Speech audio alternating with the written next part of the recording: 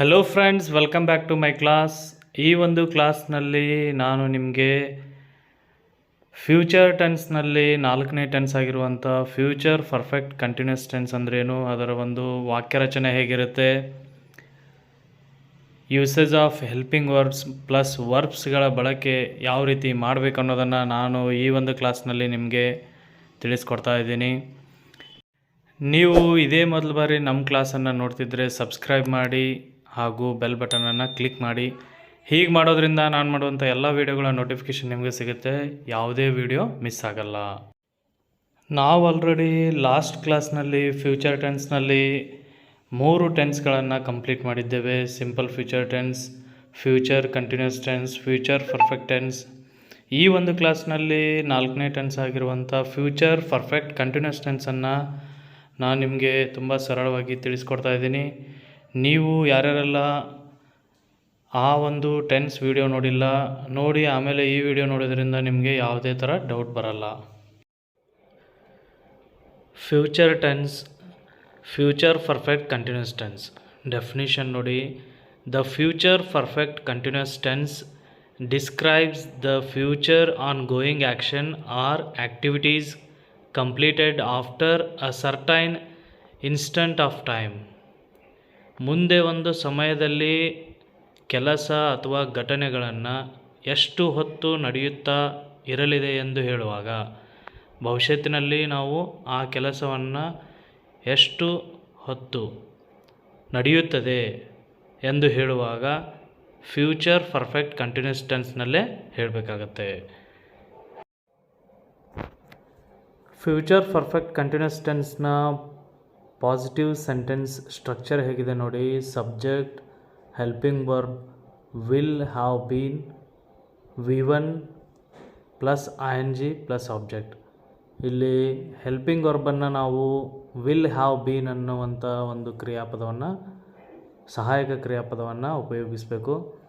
ಇಲ್ಲಿ ಮುಖ್ಯ ಕ್ರಿಯಾಪದ V1 ಆಗಿರುತ್ತೆ, ಜೊತೆಗೆ ING ಪ್ರತ್ಯಯವನ್ನು ಸೇರಿಸಿ ನಾವಿಲ್ಲಿ ವಾಕ್ಯ ರಚನೆಯನ್ನು ಮಾಡಬೇಕಾಗತ್ತೆ.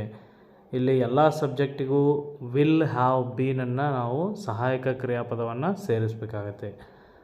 I will have been, we will have been, you will have been, he will have been, she will have been, it will have been, Kiran will have been, they will have bean.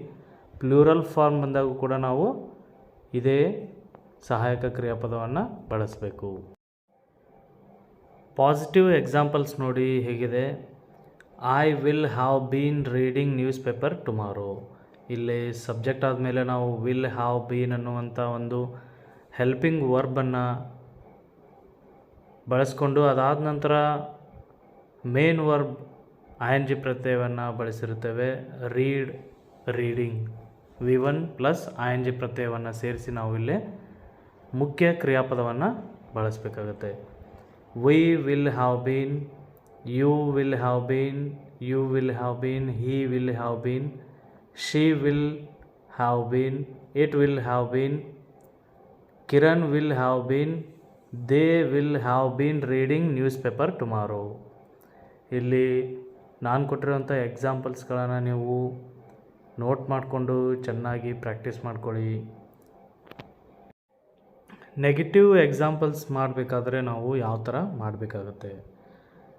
ಇಲ್ಲಿ subject ಆದಮೇಲೆ will, ಅದಾದ ನಂತರ ನಾಟನ್ನು ಸೇರಿಸಬೇಕಾಗತ್ತೆ. Will ಮತ್ತು have ಮಧ್ಯೆ ನಾವು ನಾಟನ್ನು ಸೇರಿಸಿದಾಗ ಅದು negative example ಎಂದು ನಾವು ನೆನ್ಪಿಟ್ಕೋಬೇಕಾಗತ್ತೆ. I will not have been reading news paper tomorrow. We will not have, you will not have, he will not have, she will not have, it will not have, Kiran will not have, they will not have been reading newspaper tomorrow. ಈ ರೀತಿ ನಾವು negative ಎಕ್ಸಾಂಪಲ್ಸ್ಗಳನ್ನು ಮಾಡಬೇಕಾಗತ್ತೆ. ಅರ್ಥ ಆಗ್ತಿದೆಯಲ್ಲ ನಿಮಗೆ? Interrogative sentence, ಪ್ರಶ್ನಾರ್ಥಕ ವಾಕ್ಯ. ಈ ಒಂದು ವಾಕ್ಯವನ್ನು ನಾವು ಯಾವ ರೀತಿ ಮಾಡಬೇಕಾಗತ್ತೆ. ಇಲ್ಲಿ ವಾಕ್ಯದಲ್ಲಿ ಮೊದಲಿಗೆ ನಾವು ವಿಲ್ಲನ್ನು ಬಳಸಿ ಅದಾದ ನಂತರ ಸಬ್ಜೆಕ್ಟನ್ನು ಬಳಸಬೇಕಾಗತ್ತೆ. Will I have been reading news paper tomorrow. Will we have, will you have, will he have, will she have, will it have, will Kiran have been, will they have been reading news paper tomorrow.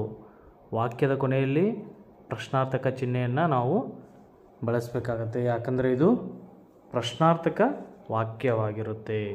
ಹಾಗಾಗಿ ನಾವು ಇಲ್ಲೇ ಪ್ರಶ್ನಾರ್ಥಕ ಚಿಹ್ನೆಯನ್ನು ಬಳಸಬೇಕಾಗತ್ತೆ. ಅರ್ಥ ಆಗ್ತಿದೆಯಲ್ಲ? ಹಾಗಾದರೆ negative interrogative sentence ಯಾವ ರೀತಿ ಮಾಡಬೇಕಾಗುತ್ತೆ ನೋಡಿ.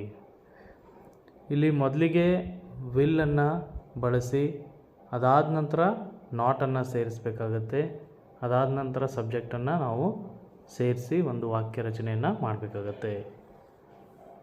Won't I have been reading news paper tomorrow, won't we have, won't you have, won't he have, won't she have, won't it have, won't Kiran have, won't they have been reading news paper tomorrow. ಇಲ್ಲಿ will ಆದ ನಂತರ ನಾವು ನಾಟನ್ನು ಸೇರಿಸಬೇಕಾಗತ್ತೆ, ಯಾಕಂದರೆ ಇದು negative interrogative sentence. ವಾಕ್ಯದ ಕೊನೆಯಲ್ಲಿ ಪ್ರಶ್ನಾರ್ಥಕ ಚಿಹ್ನೆಯನ್ನು ಕೂಡ ಬಳಸಬೇಕಾಗತ್ತೆ. ಅರ್ಥ ಆಗ್ತಿದೆಯಲ್ಲ? ನಾನು ಈ ಒಂದು ಎಕ್ಸಾಂಪಲ್ಸ್ಗಳನ್ನು ಕನ್ನಡದಲ್ಲಿ ಕೊಟ್ಟಿರುವುದಿಲ್ಲ, ನೀವು ಕನ್ನಡದಲ್ಲಿ ಪ್ರಾಕ್ಟೀಸ್ ಮಾಡ್ಕೊಳ್ಳಿ. ಅದೇ ರೀತಿಯಾಗಿ ನಿಮಗೆ ಪ್ರಾಕ್ಟೀಸ್ ಮಾಡಲಿಕ್ಕೆ ಕೆಲವೊಂದಿಷ್ಟು ಎಕ್ಸಾಂಪಲ್ಸ್ಗಳನ್ನು ನಾನು ಮೆನ್ಷನ್ ಮಾಡಿರ್ತೇನೆ. ಆ ಒಂದು ಎಕ್ಸಾಂಪಲ್ಸ್ಗಳನ್ನು ನೀವು ಪಾಸಿಟಿವ್ ಆಗಿರ್ಬೋದು, ನೆಗೆಟಿವ್ ಆಗಿರ್ಬೋದು, ನೆಗೆಟಿವ್ ಇಂಟ್ರಾಗೇಟಿವ್ಗೆ ಚೇಂಜ್ ಮಾಡಿಕೊಂಡು ಚೆನ್ನಾಗಿ ಪ್ರಾಕ್ಟೀಸ್ ಮಾಡಿಕೊಂಡು ನೆನ್ಪಿಟ್ಕೊಳ್ಳಿ. ನಾನು ಮಾಡಿರುವಂಥ ಈ ವಿಡಿಯೋ ನಿಮಗೆ ಇಷ್ಟ ಆಗಿದ್ದರೆ ಲೈಕ್ ಮಾಡಿ ಹಾಗೂ ಎಲ್ರಿಗೂ ಶೇರ್ ಮಾಡಿ. ಮತ್ತೆ ಮುಂದಿನ ಕ್ಲಾಸ್ನಲ್ಲಿ ಸಿಗೋಣ. Thank you.